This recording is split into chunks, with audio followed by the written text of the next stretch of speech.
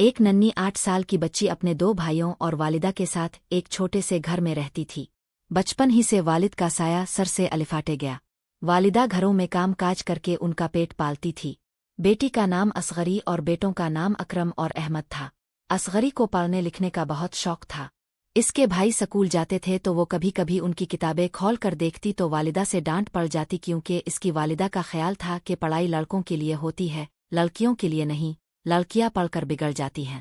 اصغری نے کئی بار پڑھنے کے لیے ماں سے درخواست کی، لیکن ماں نہ مانی اور ہمیشہ یہی کہتی کہ بیٹیوں کا کام پڑھائی نہیں، وہ صرف گھر کے کام کرتی ہیں۔ اصغری چھوٹی سی عمر میں ہی ماں کے ساتھ گھر کے کاموں میں سارا دن ہاتھ بٹاتی۔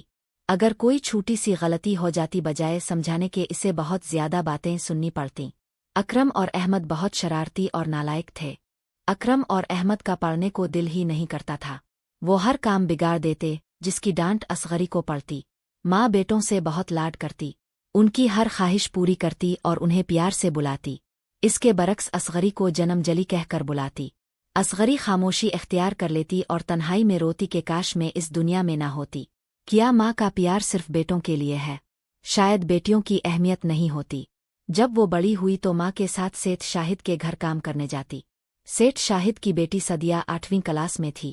سدیہ سے اصغری کی دوستی ہو گئی۔ سدیہ کو اصغری بہت پیاری لگتی تھی۔ وہ اس کے ساتھ کھیلتی اور گپ شپ کرتی۔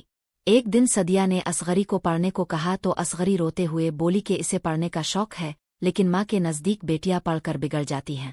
سدیہ کو افسوس ہوا اور اس نے چھپ کر اصغری کو پڑھانا شروع کیا۔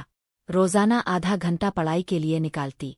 سدیہ کی محنت سے اصغری نے میٹرک اچھے نمبروں سے پاس کیا اور وظیفہ حاصل کیا۔ اصغری اور سدیہ کے والدین بہت خوش تھے۔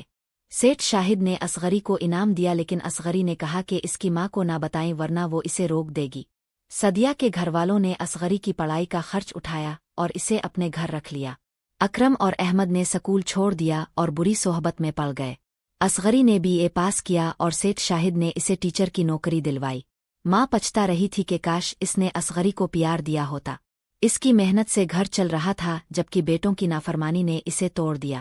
جب اصغری گھر آئی تو ماں نے اسے دیکھا اور روتے ہوئے معافی مانگی۔ اصغری نے ماں کے آنسو پونچھے اور کہا کہ وہ سرکاری عہدے پر ہے، یہ سب سدیہ اور سیٹھ شاہد کی بدولت ہے۔ ماں نے کہا کہ بیٹیوں کو بھی برابر پیار دینا چاہیے، کیونکہ وہ اللہ کی رحمت ہیں۔